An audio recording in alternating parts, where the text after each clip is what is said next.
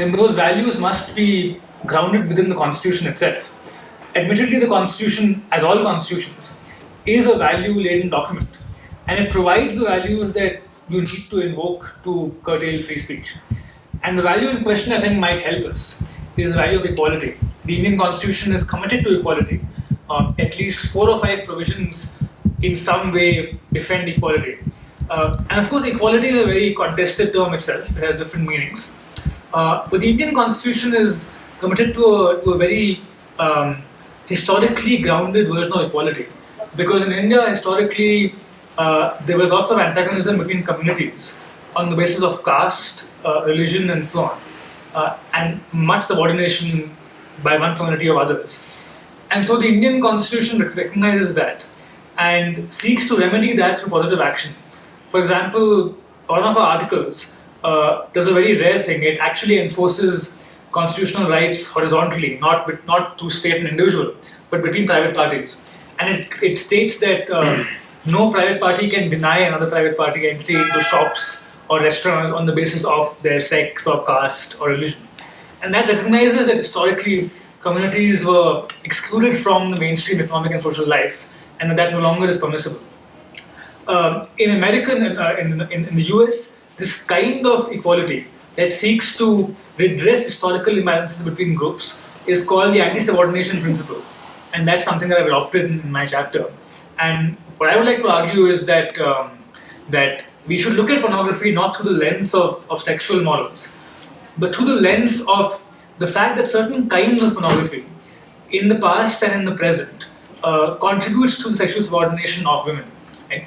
This is an argument made by scholars like Catherine McKinnon and others, who argue that certain kinds of pornography that is premised upon the subordination of women and the domination of men doesn't simply depict a certain kind of narrative, but actually constitutes that as reality. So just like a no blacks allowed here sign in an apartheid state is not simply depicting apartheid, but actually is itself apartheid. Similarly, in an atmosphere that is soaked with inequalities between the sexes, certain kinds of pornography in same way constitutes that inequality. Right? And this version of equality was actually accepted by the Canadian Supreme Court in a case called Butler, where the court divided sexually explicit material into 3 kinds. One was sexual material with violence, which could be regulated. The second was sexual material without violence, which in turn had 2 different kinds. The first was sexual material that is non-violent, but at the same time degrades or dehumanizes its participants. And the third was sexual material that is neither violent nor is it dehumanizing. The court said that the last one could not be regulated, but the second one, which was non-violent but degrading, could be. And the court grounded that regulation in the constitutional values of equality and non-discrimination, and pointed out that it's those values that can be legitimately invoked to regulate free speech. And my argument is that we should follow that principle for obscenity as well. We should look at the kind of equality that the Indian Constitution is committed to, an equality that seeks to redress historical imbalances between groups, and that should be the justification for regulating speech, if at all. This idea of dehumanizing or degrading certain groups, I think, provides a good point of entry into the second chapter, which deals with hate speech. Now, hate speech in India is a very controversial and a very fraught topic, much more so than obscenity. Primarily because antagonism between communities has had a long history in India. And in fact, our hate speech provisions in the Indian Penal Code reflect this antagonism. So for example, we have a provision that prohibits insult and outrage to religious beliefs that was drafted in 1920s in response to riots between Hindus and Muslims. Similarly, we have a provision that prohibits stirring up enmity between different groups, classes, and categories of people, which again was originally drafted as a response to rising nationalistic sentiment, but has been since then used to curtail certain kind of interactions between groups. And the Supreme Court, in interpreting these provisions, has been very solicitous towards protecting the sentiments of groups. And two cases reflect the tensions in this jurisprudence. One case is a case called Paragur Ramchandrappa, where a famous writer wrote a book about a certain local state, a work of historical fiction, where in pursuit of his goals as a writer, he proposed certain immoral sexual relations between the saint's family members. That book was banned for that by the state government, and that ban was challenged. The Supreme Court, astonishingly, and for many of us, upheld the ban, and it said that because in India we have so many different groups and so many different faiths, nobody can impinge upon the feelings of other groups. At the same time, the court also held that when a certain book or text does that, that can't be a purely subjective judgment. You must look at it from the perspective of an objective, reasonable, strong-willed person and see what he or she would take to be offensive. The second case is a case commonly known as the James Lane case, where an academic wrote a book about a medieval king and in which he criticized certain policies of that king. And again, the local population responded very violently. And again, the book was banned. This time, the Supreme Court struck down the ban. And in doing so, it said that when you are claiming that a certain book creates enmity or tensions between groups, you must first show what the groups are that are actually going to be, alienated.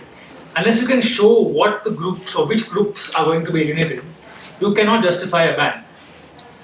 And these two cases actually bring to the fore the two issues that it faces in discussing hate speech laws. The first issue is what kind of speech can legitimately be banned or regulated.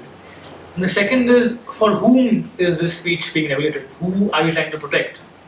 On the first issue, as we've seen, a purely subjective judgment is undesirable, because that effectively gives a private veto right to any person who can claim being offended on any ground. And so we need something more objective than simply hurt feelings. The second issue, which is who are we protecting, goes to the heart of this idea of cultural dissent, which is that if a certain person makes a claim that my group has been offended by a certain text, on what basis does he have the right to represent or speak for that group? And on what basis does the court accept his claims as being on behalf of his group? So whenever we have these cases of banning books, we always have a very vocal minority of a religious group, whether it be Muslims or Christians or Hindus, that claims to speak for the group as a whole. And that ignores the possibility that even within groups, within cultures, there's always dissent. There are always people who are trying to remake the norm of the culture in different ways. And so when the court upholds a claim and justifies or upholds banning books or regulating them on the ground that a group has been offended, then again it's problematic, because the court is effectively legitimizing one view of that group as standing in for the group as a whole. And that again is something that the Supreme Court of India has not yet taken into account. But if these are the issues with the jurisprudence, then again, what is a good way to approach it? And here, unlike obscenity, in this case, in the case of hate speech, last year the Supreme Court actually, for the first time, propounded a new theory of hate speech. So a case came before the Supreme Court asking it to issue guidelines to curtail hate speech in election campaigns. And the court said they will not do so because the existing laws are enough to deal with hate speech. But what's interesting is the court's understanding of what hate speech does and is meant to do in a society. And the court, for the first time, jettisoned a view of hate speech that was based upon protecting the sentiments of groups and based upon allowing a small group of people to speak for the group as a whole. It shifted gears from that understanding to a new understanding, again based on equality. And again, the court referred to Canadian jurisprudence. And it said that the harm in hate speech is not the offense or hurt it causes to people or groups, but that in a country in which hate speech is prevalent, there is a real risk of delegitimizing certain groups, of ensuring that those groups are faced with hostility and even violence. and of ensuring that those groups are unable to respond to the public and political debate in the marketplace of ideas. Because a group that is vilified repeatedly, a group that is taunted or is treated as less than being full citizens, is also a group that will have much more difficulty in getting its voice heard in the public sphere. And in that sense, hate speech is not simply speech that causes harm in terms of violence or hostility. It also ends up silencing the speech of those it targets. And on that basis, the court said that that is the foundation of what hate speech ought to be about. And again, you can see that this idea is linked to an idea of equality, which refers to a historical tradition, a historical context, in which groups have been the locus of the site of great discrimination.